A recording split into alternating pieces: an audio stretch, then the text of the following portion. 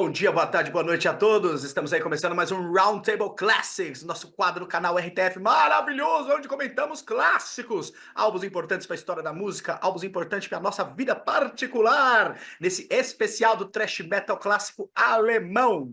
Meu nome é Ian Vitor Caminha, diretamente do ABC, aqui de Santo André, apresentando esse programa maravilhoso para vocês, lindamente acompanhado dessa espatenzinha deliciosa, e também do meu amigo Raoni. Como está, Daí, cara, adrenalina total, muito feliz hoje.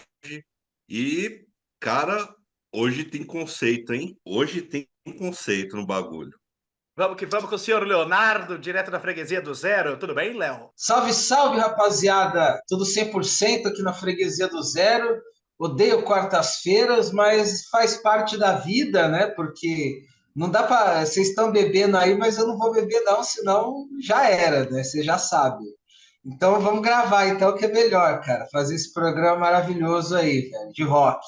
É isso aí, nesse clima super animado, velho, levemente intrigante. A gente vai falar um pouquinho de thrash metal e a coisa vai ficar muito mais agradável. Vocês vão ver que hoje tem coisa muito boa aqui. Tem álbum meio fora da curva, super interessante, que a gente já pode considerar como um clássico. Mas não sou eu que vou começar falando, não. É o senhor Raoni, que trouxe essa pequena pérola do thrash metal alemão. Aí, Raoni, o que é que você trouxe para nós falar hoje? Cara, disco polêmico, não sei se muitos vão considerar clássicos, porque quando a gente fala de thrash metal alemão, sempre vem alguns nomes, né, a cabeça, assim, de priori. Mas eu vou falar do Death Row, mano. Essa banda aí, talvez segundo escalão do thrash metal tetônico, com o disco, cara, muito peculiar, que é o Deception Ignored. Olha só, já travando aqui desde o começo. E vamos lá, já para falar um pouquinho, né? Normalmente a gente gosta de comentar aí como conheceu a banda, e eu vou ser muito honesto, cara, que eu não sei como eu conheci o. Eu me lembro de por volta, talvez, 2005, 2006, história já passada pra caralho, o tempo que eu colava pra caralho ali na galeria do rock, de ver de maneira recorrente, né, a capa tanto do Deception Ignored como do Raging Steel, né, vendendo ali, Nova Barão, própria galeria do rock. Não me lembro de ter escutado na época o Play, tá ligado? Porém, alguns anos depois, eu me peguei ouvindo algumas músicas mais complexas e nessas pesquisas, né, eu me deparei com esse disco que eu resolvi trazer aqui para a gente comentar. E eu acho que é um ponto importante para a gente, começar, né, a minha narrativa, de que, cara, eu não trouxe ele por ser um disco só complexo. Eu gosto de discos que eu vou descobrindo coisas, e eu gosto de discos que me surpreendam de alguma maneira, que a minha audição ela não fique repetitiva, tá ligado? Só baseado, sei lá, em riffs muito bons, tá ligado? Ou em solos, aquela coisa do primeiro impacto. Eu gosto dessa redescoberta e tá trazendo uma banda que, cara, me surpreendeu ao longo desses últimos anos, principalmente. É um negócio bem interessante, bem da hora aqui pro canal. Pois bem, eu vou começar falando então um pouquinho, mais brevemente aqui da história do Death Row, né, cara?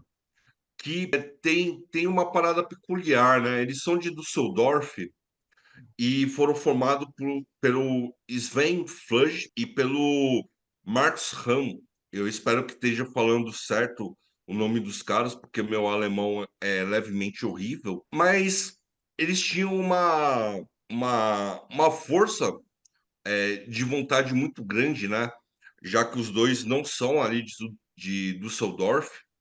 Então, eles migraram para lá, ficaram durante um tempo morando em um bunker abandonado, né, que serviu de casa barra sala de ensaio para eles. E ali em Düsseldorf eles conheceram o Milo e o Thomas Priebe, né? E aí já dando um pouco de conjuntura, né?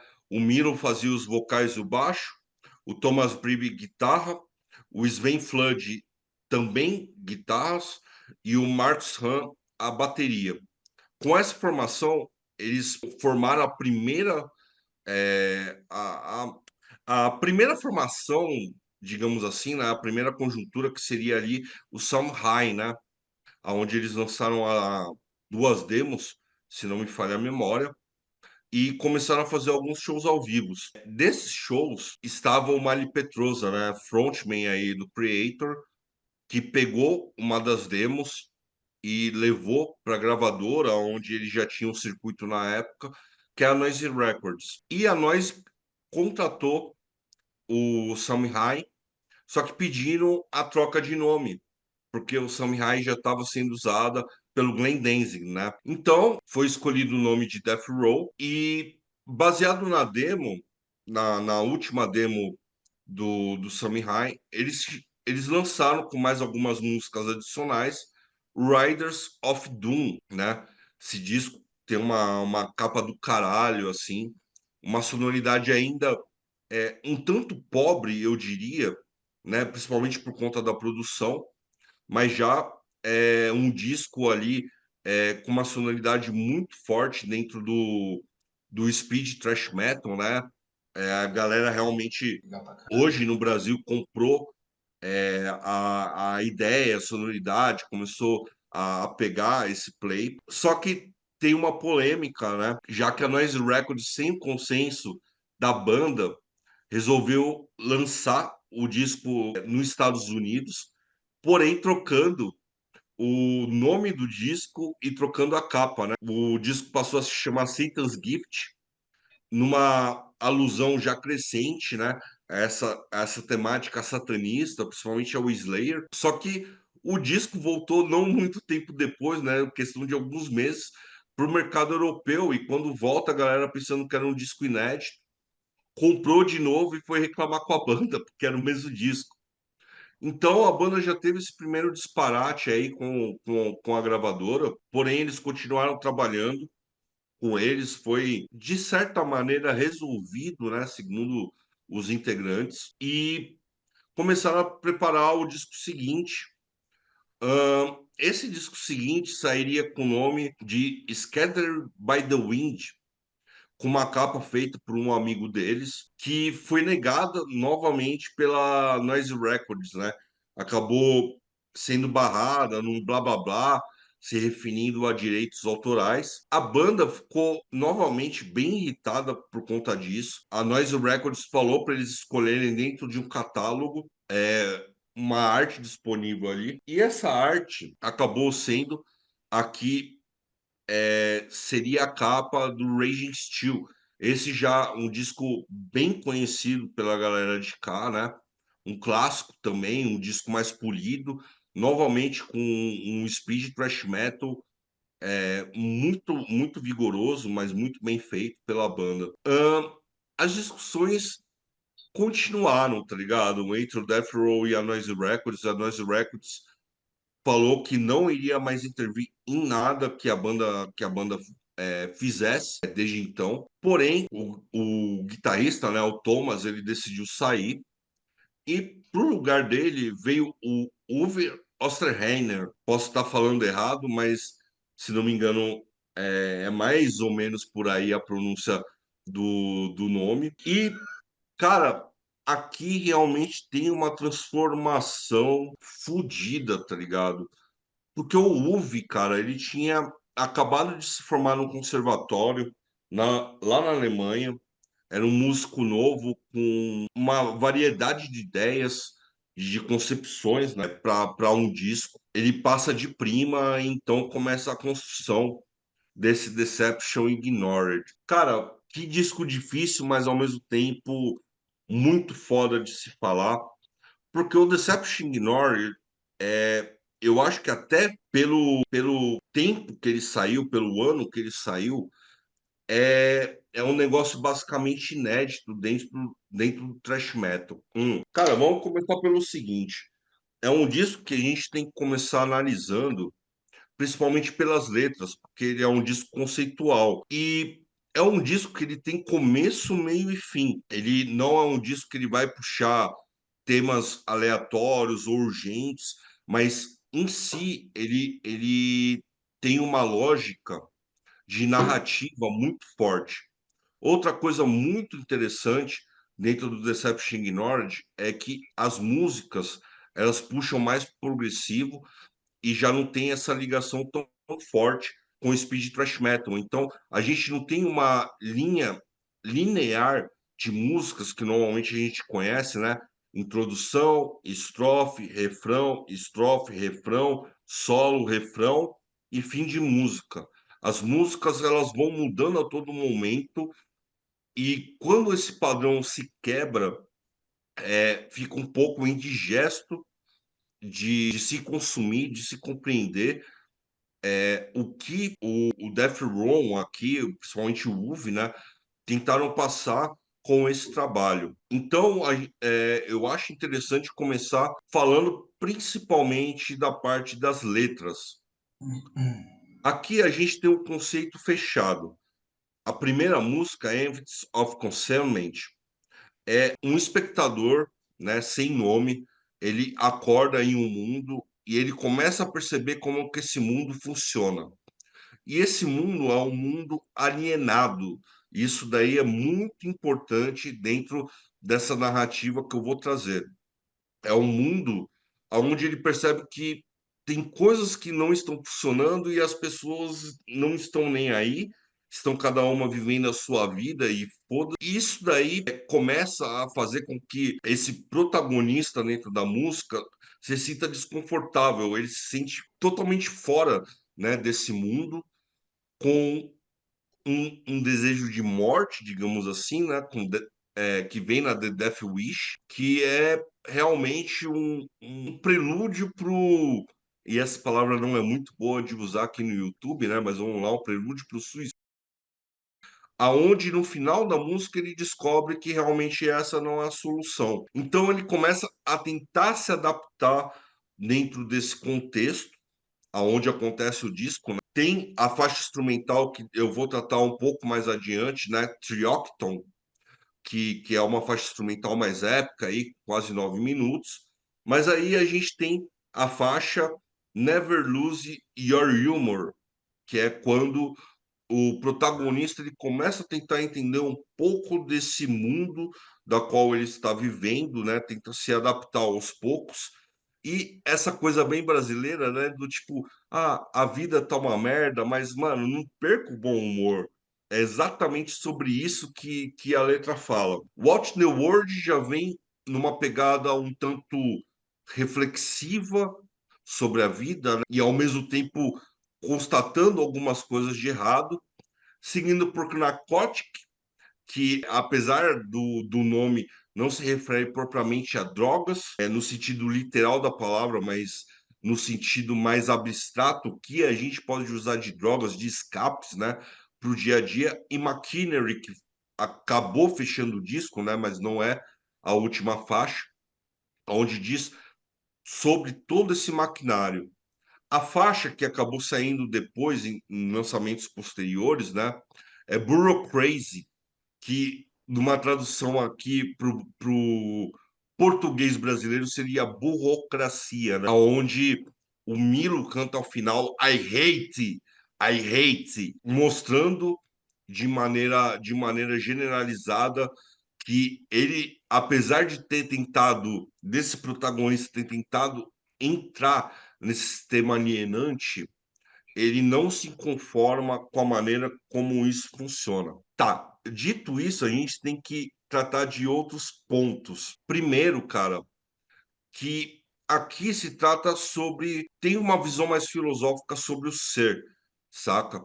Sobre a funcionalidade do ser. E aqui, principalmente numa visão mais aristotélica da coisa, né? Aí já puxando para um ramo de filosofia, o ser, toda vez que ele é privado da sua vontade, ele deixa de exercer a sua plena virtude, que é aquilo para o que ele veio fazer nesse mundo, nessa realidade no geral. Uma vez que você é privado, você acaba sendo um ser comandado por forças fora de si.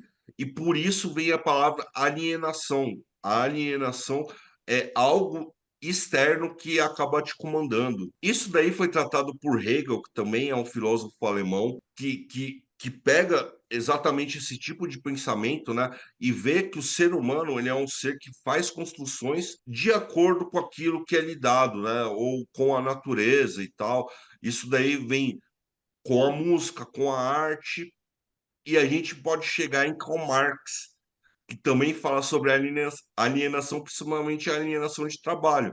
A partir do momento que você não é mais um ser, que você não tem mais vontade, que você não é mais um ser pensante ou atuante de acordo com a sua realidade ou sociedade, você se torna um objeto. E um humano que é um objeto, ele perde coisa demais. A gente só faz parte de uma grande engrenagem. Deception Ignored, ele fala exatamente sobre isso, sobre a alienação de um ser na sociedade, que ele se percebe sendo alienado, ele percebe que a sociedade é alienada, ele percebe que ele faz parte de uma engrenagem, ele tenta sair dessa engrenagem, ele não consegue, e ao final ele explode com isso daí, sabe? E a música, dentro do contexto que o Uvi principalmente formulou no Death Row, segue isso daí. A música ela é estranha, ela é quebrada, ela tem esses tempos malucos, mas o disco ele se passa como se fosse um filme. Então, cada mudança que a gente vai tendo de compasso, cada solo, cada coisa, né, como se fossem cenas de um filme. E isso daí vai se embrenhando de uma maneira muito foda junto com a letra, porque a intenção aqui nesse disco é causar desconforto, é causar raiva, é, tem partes que é meio de conformismo, tem partes que você sente que o protagonista está chegando a algum lugar. Isso daí é muito louco, cara. Vem de uma parte da música erudita chamada música descritiva, aonde a própria música ela vai ter que descrever o cenário aonde você tá. Isso daí é de uma riqueza, cara, é de uma sacada muito foda, mas ao mesmo tempo eu admito que seja muito difícil, porque é o efeito cebola, né? Você vai tirando camada, tem outra camada, até você conseguir começar a entender o que eles tentaram te passar. Cara, é um disco que eu venho consumindo já há alguns anos. Eu admito que não é um disco fácil, mas eu posso falar para vocês o seguinte: a gente pode falar hoje, por exemplo, de Beethoven. Beethoven, ele não fez sucesso na sua época. Ele foi redescoberto 300 anos depois da morte dele, e até hoje o nome dele tá aí, né? É um grande gênio. Muitas das vezes, essas coisas geniais que quebram paradigmas que nos trazem coisas distintas dentro da música, né? Maneiras de pensar diferentes, elas não vão fazer sucesso, mas começam a fazer sentido, talvez anos, décadas, séculos depois. O que o Death Room fez aqui, poucas bandas antes deles faziam. A gente pode mencionar aqui o Watchtower, Voivode, talvez, pelo conceito, o Doom japonês também, né, pela loucura, mas foi anos depois que a galera começou realmente a trabalhar um pouco mais nessa linha. E não era um som inconsumível, né? Apesar de todas essas loucuras, você vai ver ali que eles estavam observando o mercado americano e tem coisas ali meio de Metallica, meio de Megadeth, entre outras coisas. É um som bem palatável, apesar de ser muito diferente. Cara, para mim, isso daqui é uma pérola fodida, uma, um disco que merece muita observação, realmente um TCC de faculdade, né? Por que não? E já diria Raul Seixas, né? Tem que ter cultura para cuspir na estrutura. E aqui os caras fizeram e entregaram pra caralho. Não é só um disco cult, não. Mano, isso daqui é um clássico. E isso daqui não é eu só que tô falando, não. As gerações futuras vão falar, viu? Legal, Rony. Só complementando isso que você falou, na verdade isso de fato aconteceu, né? Eu não tenho muita certeza sobre qual que foi a resposta, tá ligado? Que se teve dentro da cena trash do Deception Ignore na época que ele saiu. conheço pouca coisa, mas ele teve uma quantidade de seguidores depois de uns anos pra cá, quando começou a se revalorizar esse chamado technical thrash metal, tá ligado? Muita galera começou, ou parte de thrash metal que seja ligada com progressivo, muita galera começou a cair em cima, tá ligado? E revalorizar esse álbum que eu não tenho, não tava lá, não tenho como saber, mas eu não acredito que tenha tido a mesma, não foi tão recebido igual os outros do Death Row foi. Bom, enfim, Sim. Leonardo, por favor. Vamos lá, meus nobres, com o Death Row, cara. E eu conheci a banda no mesmo naipe do Raoni, cara. A capa emblemática do Raging Steel, né, cara? Na galeria, sempre tava aqui e ali. E pensei assim, porra, puta capa Endless Pain, né? Foi a primeira referência que veio. Realmente foi o mesmo cara que fez a capa, entendeu? Entre outras capas, as outras do Pleasure to Kill também foi o mesmo artista que fez a capa. E, cara, peguei pra ouvir, tá ligado? Peguei pra ouvir, ouvi logo na bota o primeirão e pirei no som, tá ligado? O Raoni já falou da agressividade desse speed thrash metal, o primeiro realmente mais simples, né, por assim dizer, mas com muita energia. Raging Steel já bonitão, dentro do estilo, já com uma pegada certinha, já bem construído, uma gravação melhor, mais pró. Foi o disco que eu mais pirei. E esse, cara, eu demorei realmente muito tempo para conhecer e para ouvir. Quando eu ouvi, cara, assim, a questão musical para mim não é difícil de ouvir, porque eu já tinha começado a pirar muito nos thrash metal técnico, eu já tinha essas referências do estilo em mente, entendeu? Então, eu absorvi imediatamente o som dos caras, muito bem trampado, como o Raoni falou, velho. Assim, um som extremamente complexo, mas eu ainda vejo muito thrash metal, eu ainda vejo muitas referências do que o Raoni falou do mercado mais convencional dentro da sonoridade, porque realmente é uma sonoridade bem progressiva, então eles colocam muitas passagens no som e você consegue observar muitas referências de uma coisa mais mainstream dentro do metal, dentro do thrash metal, mas uma coisa mais acessível dentro dessa complexidade sonora dos caras. Muito legal ver a questão do conceito que o Raoni passou aqui, cara, que realmente eu tinha passado pelas letras desde o começo, tinha entendido o conceito, tudo, mas realmente, assim, tinha absorvido, acho muito legal, mas o Raoni falou uma coisa muito interessante, que é esse tipo de coisa que a gente vê aqui, a gente vê também no Operation Mindcrime, entendeu? Também da mesma época, essa coisa desses conceitos, realmente isso foi.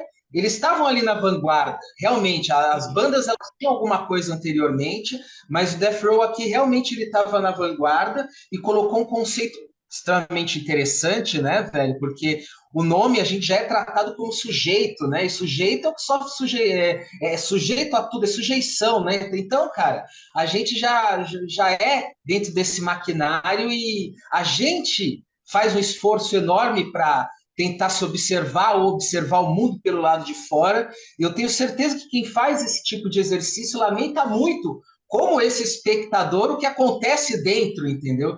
Porque por pior que você seja, se você faz o exercício de filosofia, você é obrigado a externalizar um pouco, você ter que ver o mundo como se você fosse um cientista observando um fenômeno. E toda vez que você faz isso, realmente, se você não fica indignado, você não fez isso, você não entendeu nada.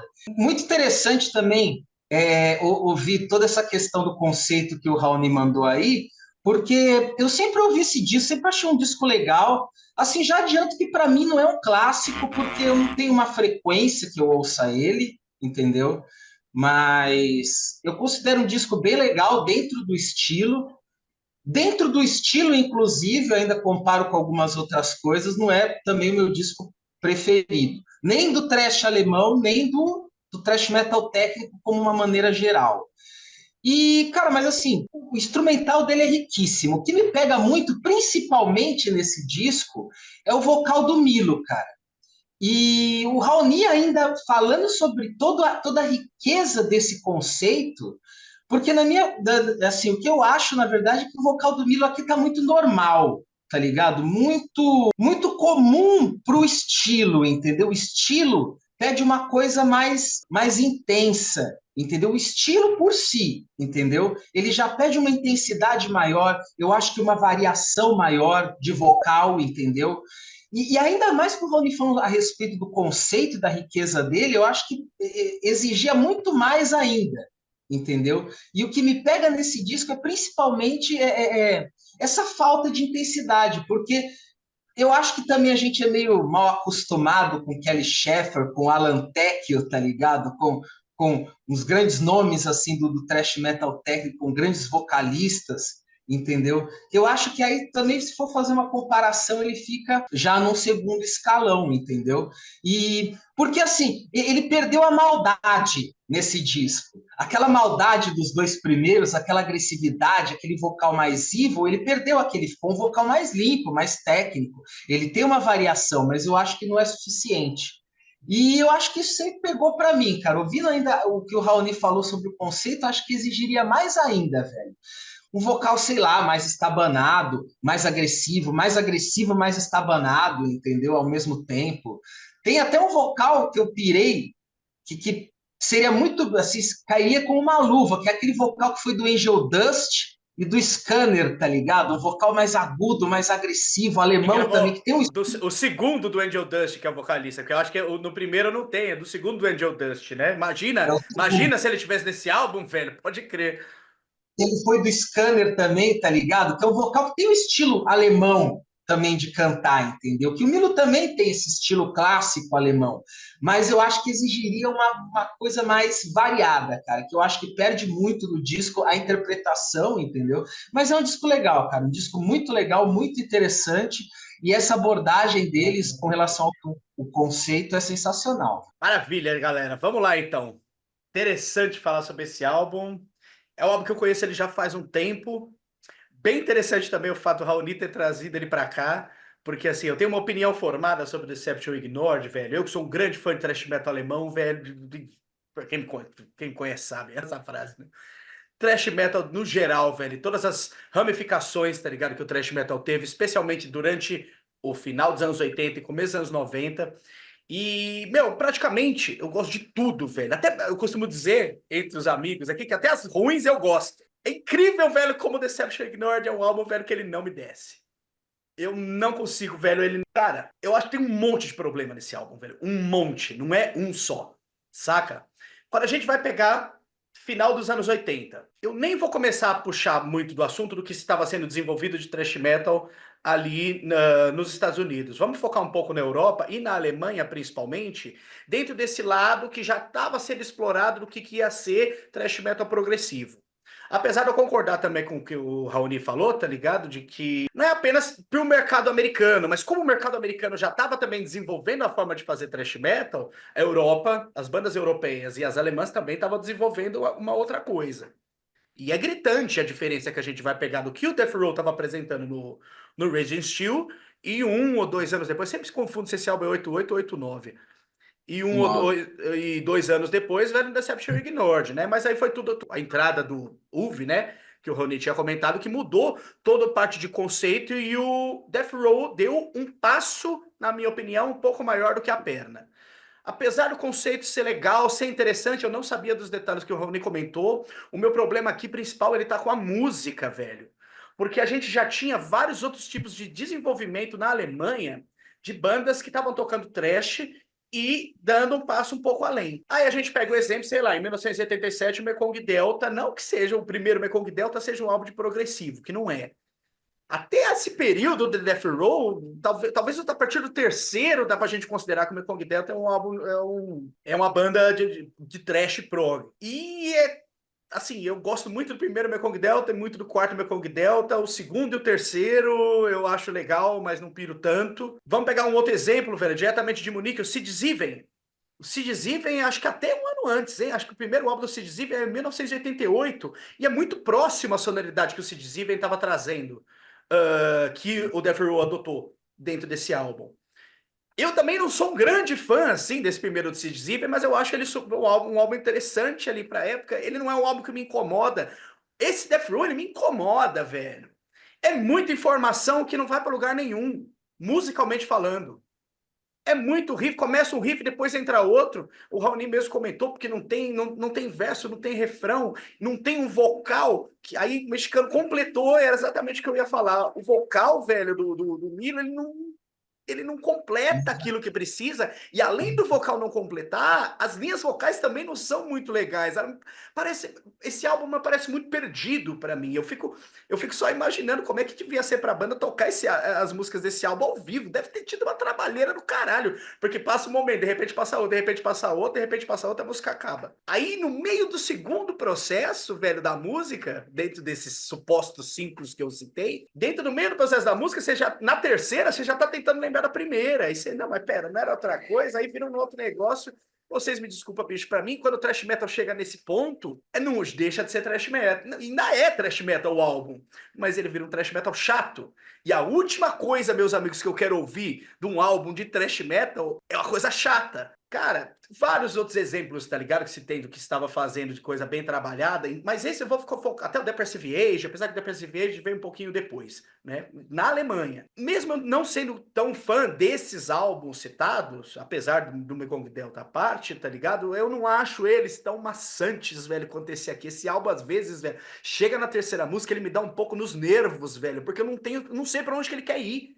Eu não sei onde que os caras estavam querendo chegar. Meu, a parte de exercício técnico parece que virou mais uma coisa de ego do que trabalho na música. Por um lado um pouco positivo, eu vou citar que o lado B do álbum, né, a partir da The World, eu esqueci o nome da música, acho que é a quinta música, né, que tem o lado B. Watching the World. O Watching the World, o álbum, acho que ele começa talvez ter um pouquinho mais de fluência, a Bureaucracy do final do álbum é uma música interessante, mas eu vou te falar, mano, considerando o que é o Death Row, entendeu? Eu conheço o Death Row eu conheci o Death Row na época do Raging Steel. O Raging Steel pra mim é um grande álbum, velho. Ele é um álbum ele é diferente do que estava sendo apresentado na época, porque ele tem uma ideia um pouco mais, ele é um pouco grandioso, ele é um pouco épico. O Riders of Doom é um puta de um sapeco, é um álbum legal que eu gosto bastante, mas o Raging Steel pra mim é um grande destaque, assim, do cenário thrash metal alemão, não apenas da banda.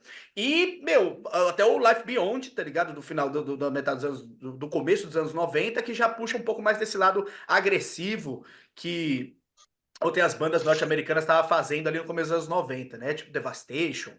Esse Life Beyond é muito nessa linha. E o Deception Ignored, ele fica meio, ao meu ver, tá ligado? Vago dentro da discografia. E eu acho demais existir uma parcela de fãs, velho, que cultuam. Eu vi o Rony comentando aqui, eu falei, caralho, velho, que foda, tá ligado? Que legal, mano, que existem, velho, uma parcela, velho, de fãs que entram dentro da vibe do disco desse jeito. E eu fico puto da vida com isso, tá ligado? Porque eu queria estar dentro dessa parcela de fãs também, velho. Só que, infelizmente, o Death Row não me ajudou nesse caso.